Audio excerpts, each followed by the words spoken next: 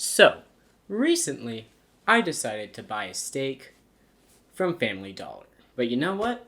I've never actually cooked a steak. That'll change today. Hey Siri,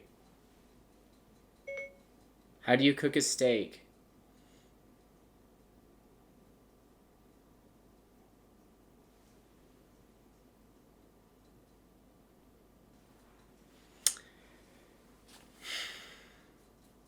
Siri was no help. Alexa was no help. Shut up! I have no clue what to do. If only I knew a world-famous chef who is world-famous for being a chef.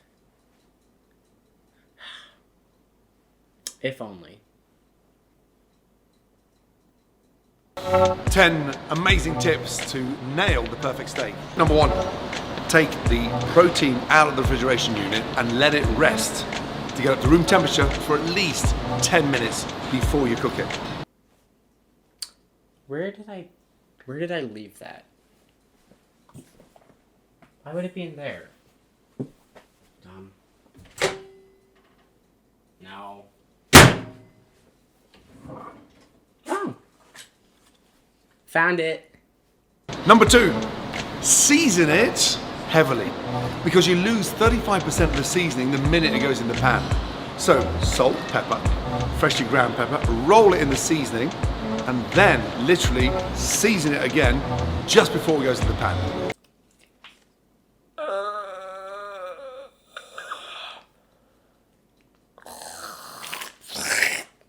Oh, I broke it.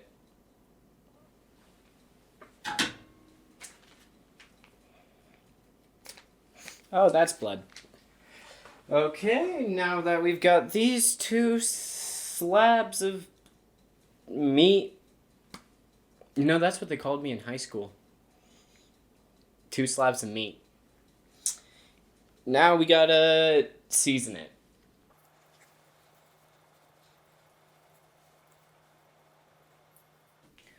Okay, now gotta pepper this bad boy.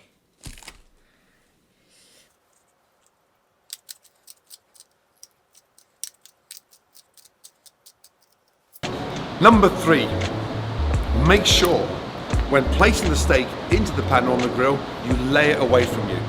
Never drop it towards you for fear of splashing hot oil on your arms, and you got more control when you're laying away. Shoot, I gotta get a pan. Forgot about that.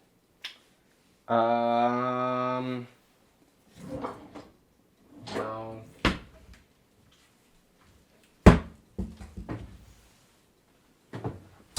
Oh, right, of course.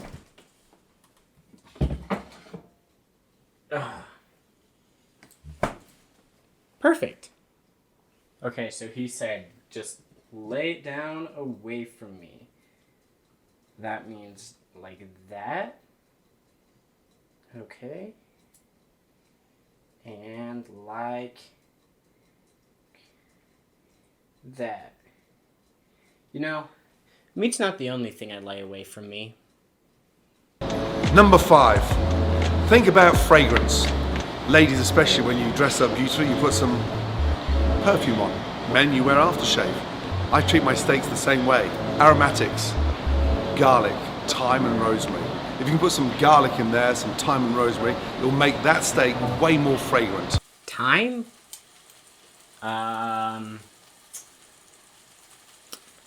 Okay then.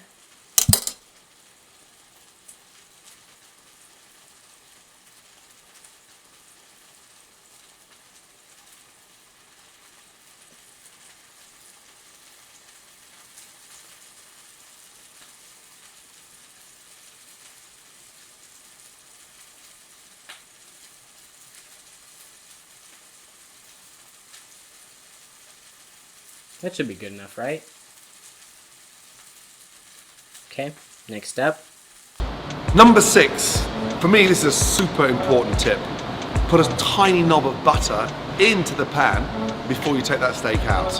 And make sure you baste it with that butter. Let the butter caramelize and it gives that really nice nut brown flavor on top of that steak. Nut brown, you say? I will be doing about 2 teaspoons of butter. That should be fine. Okay, next step. Number 7. The minute you take the steak out of the pan or off the grill, you have to let it rest. I promise you now, if you let it rest, it's going to be so much juicier.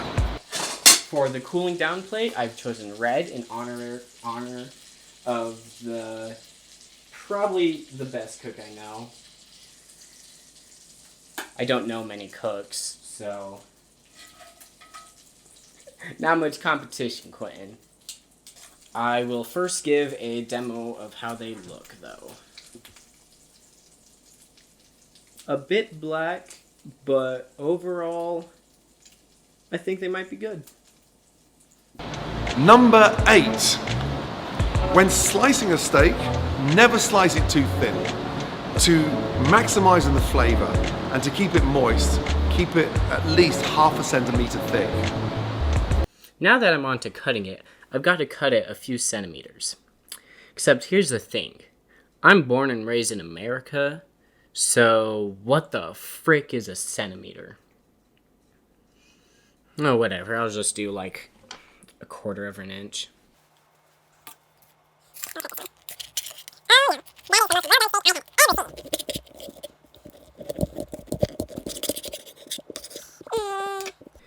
Okay.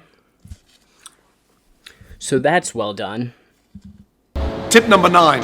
For me, it's the most important one. It's about the temperature you'd like your steak cooked. So medium rare, you close your eyes and touch and take your pulse. Because exactly there is the same texture of a steak. It's sort of lightly bouncy. It gives a little bit, but it's just soft enough to understand that it's medium rare. That looks to be about medium rare.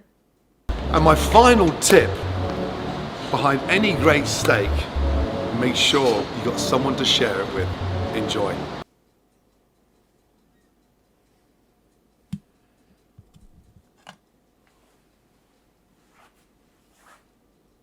Okay, time for the final test. How good is it?